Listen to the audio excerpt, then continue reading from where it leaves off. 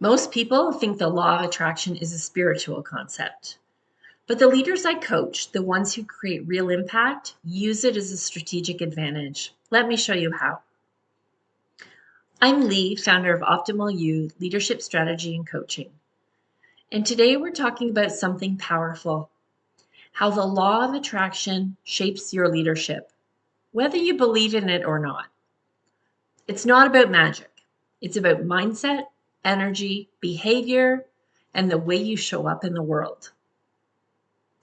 The law of attraction isn't think happy thoughts and the universe delivers. It's this. You attract what you expect, what you believe, and what you're willing to take aligned action toward. Napoleon Hill, in his book Think and Grow Rich, called this definiteness of purpose, the clear knowing of what you want and the unwavering belief that you can create it. In leadership, that means your mindset shapes the culture you create. Your self-belief shapes the opportunities you create.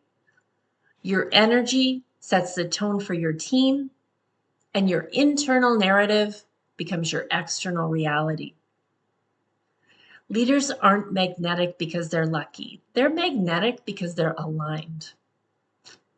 So most people think the law of attraction is just mindset, but for leaders, it's actually a behavioral loop, a cycle that shapes every decision, every conversation, and every result that you create.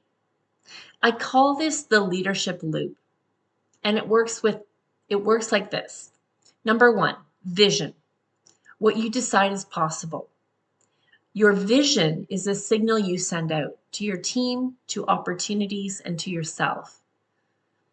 It sets the boundaries of what you're even willing to imagine. Napoleon Hill taught that what the mind can conceive and believe, it can achieve.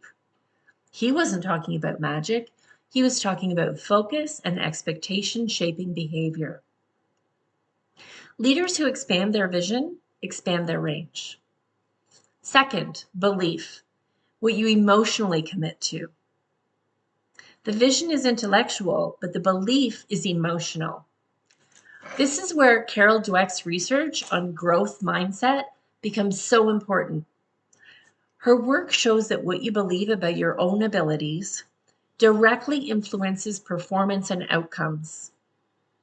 If your internal narrative whispers, "Who am I to do this?" or "What if I fail?" your behavior will shrink to match your doubt. If your belief is strong, your behavior expands. Your team feels this instantly, even if you never say it out loud. Number three, behavior, the aligned or misaligned actions you take. Behaviors where the law of attraction becomes visible. Your beliefs drive your micro choices. Do you lean in or pull out?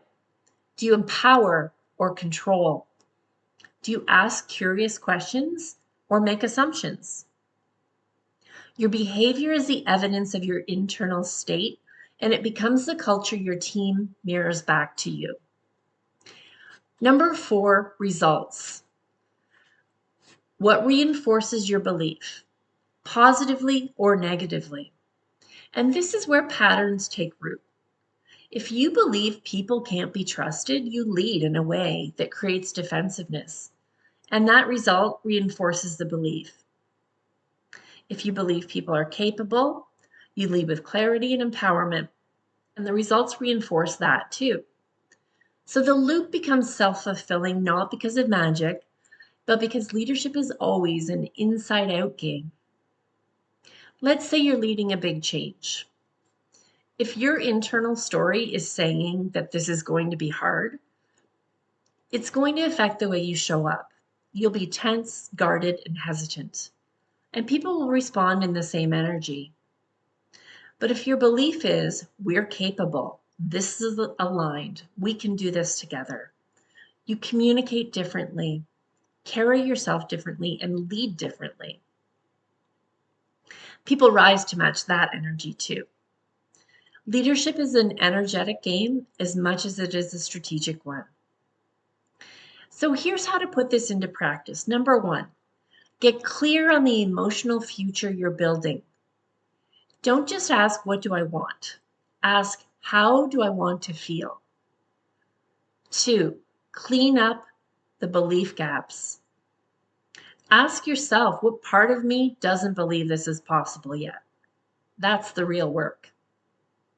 3, align your daily actions with the future you want. Small, consistent behaviors create momentum, and momentum is magnetic. 4, lead from the energy you want to attract. Show up as the version of you who is already getting the results that you're working toward. The law of attraction isn't about fantasizing your way into success. It is about becoming the kind of leader who can hold what you're asking for. Napoleon Hill called this the burning desire. Carol Dweck calls it the growth mindset. I call it alignment. When your beliefs, energy, and actions line up, you stop chasing outcomes. You start attracting them. Here's your leadership activation for today. Notice the energy you're leading from. Does it match the future you want? If not, shift one thing: a thought, a belief, a behavior, a choice. Alignment is leadership, and that's how leaders attract the future they're meant for.